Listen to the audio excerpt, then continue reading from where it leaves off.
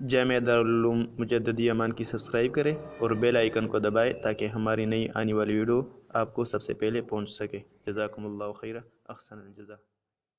وہ حضور نبی کریم سرور دو عالم صلی اللہ علیہ وسلم کا ایک ارشاد تھا، رمضان سے ایک دن پہلے آپ نے خطبہ دیا تھا اور اس میں خطبے میں رمضان المبارک کے فضائل بھی بیان فرمائے تھے اور اس کی خصوصیات بھی بیان فرمائی تھی۔ اس میں ایک جملہ ہے اس رمضان کے مہینے کے بارے میں کہ یہ مہینہ صبر کا مہینہ ہے، شہر الصبر و شہر المواسات، یہ دو لفظ آپ نے استعمال کیے کہ یہ ایک تو صبر کا مہینہ ہے، اور صبر ظاہر ہے کہ آدمی کو بھوک پر پیاس پر صبر کرنا پڑتا ہے، اپنی نفسانی خواہشات پر صبر کرنا پڑتا ہے، تو اللہ تبارک و تعالیٰ اس میں صبر کی تربیت عطا فرماتے ہیں بندوں کو، اور صبر بڑی عظیم چیز ہے جس کے اوپر اللہ تعالیٰ کی طرف سے بے حساب اجر کا وعدہ فرمایا گیا ہے۔ تو ایک تو فرمایا تھا کہ صبر کا مہینہ ہے، اور دوسرے فرمایا تھا کہ مواسات کا مہینہ۔ مواسات کے معنی عربی زبان میں ہوتے ہیں غم خاری، ہمدردی، ایک دوسرے کے ساتھ ہمدردی کا برتاؤ کرنا، اس کو مواسات کہتے ہیں۔ تو رمضان کے مہینوں کو خاص طور پر نبی کریم صلی اللہ علیہ وسلم نے مواسات کا مہینہ قرار دیا، یعنی اس میں جس طرح صبر کی تربیت ہو رہی ہے کہ اپنی نفسانی خواہشات پر انسان قابو پائے، اسی طرح اس کی تربیت بھی دی جا رہی ہے کہ لوگ آپس میں ایک دوسرے کی ہمدردی سے کام لیں، ہمدردی سے پیش آئیں۔ اور اس کی کچھ تھوڑی سی تفصیل بھی آپ نے اس خطبے میں یہ بیان فرمائی تھی کہ اس مہینے کے اندر چونکہ یہ غمخواری اور ہمدردی کا مہینہ ہے، اس لیے اپنے ملازم سے کام کو ذرا ہلکا کر دو، اگرچہ وہ تمہارا ملازم ہے اور ملازم ہونے کی حیثیت سے جو معاہدے کے مطابق آپ اس سے کام لینا ہے وہ آپ لے سکتے ہیں، لیکن کوشش کرو کہ اس مہینے کے اندر اس کے اوپر تخفیف کر دو، ہلکا کر دو، ملازم کے ساتھ یہ ہمدردی کا معاملہ کرو کہ اس کے اوپر زیادہ سخت کام نہ ڈالو رمضان کے مہینے میں۔ اور یہ بھی فرمایا کہ اگر کوئی شخص اپنے ملازم سے تخفیف سے کام لے گا، یعنی اس کے کام کو ہلکا کر دے گا، تو اللہ تبارک و تعالی آخرت میں اس کے حساب و کتاب کو اور اس کے منازل کو بھی ہلکا کر دیں۔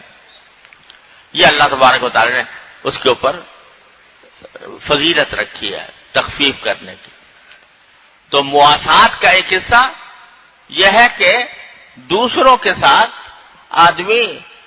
اس طرح ہمدردی کرے کہ بھئی روزے دار ہیں، روزے میں ان کو زیادہ مشقت اٹھانی نہ پڑے، ان کے اوپر کام ہلکا کر دو۔ اسی طرح یہ فرمایا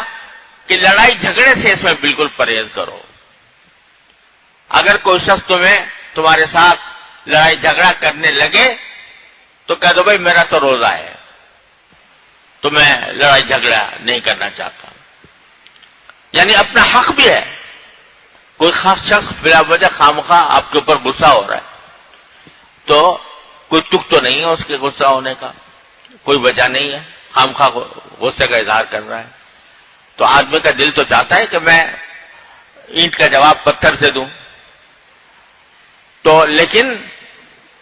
اس کا جواب دینے کو دل چاہتا ہے، لیکن مواسات کا صبر کا بھی مہینہ ہے، مواسات کا بھی مہینہ ہے، لہذا اپنے نفس پر قابو پا کر اس کی لڑائی کو کہہ دو کہ بھئی میرا تو روزہ ہے،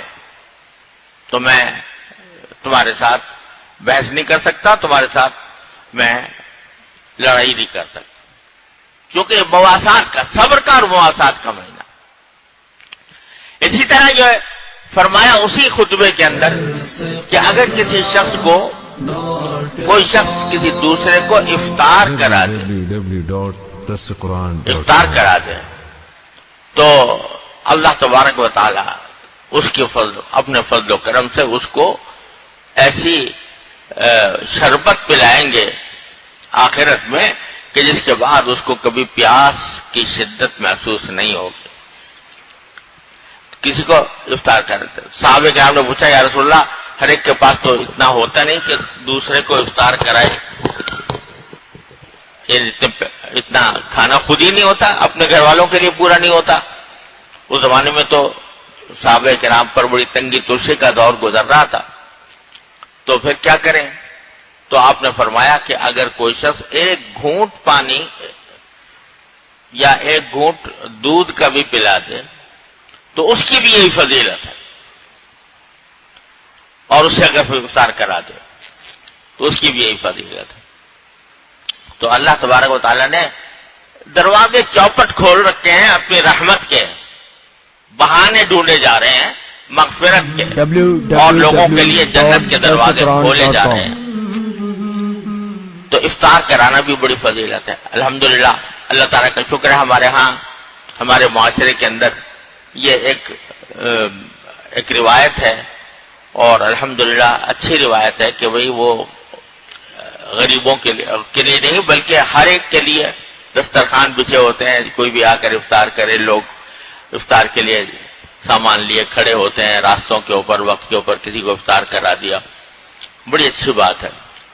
لیکن ایک روایت یہ ہے کہ ایک دوسرے کے یہاں افطاریاں بیچتے ہیں, تو وہ بظاہر نیت تو یہی ہوتی ہے کہ بھئی ہماری چیز سے اگر افطار کر لیں گے تو ہمیں بھی اللہ تعالیٰ شاید اس ثواب میں داخل کر لیں. لیکن یہ افطاری بیچنے کا قصہ جو ہے اب یہ ایسا بن گیا ہے کہ یہ ایک بدلے کسی صورت ہو گئی ہے. وہ ہمارے یہاں بھیجے, ہم اس کے یہاں بھیجیں, اور اگر نہ بھیجیں تو بعض اوقات ناگواری. تو یہ اس طرح کی صورت نہیں کرنی چاہیے.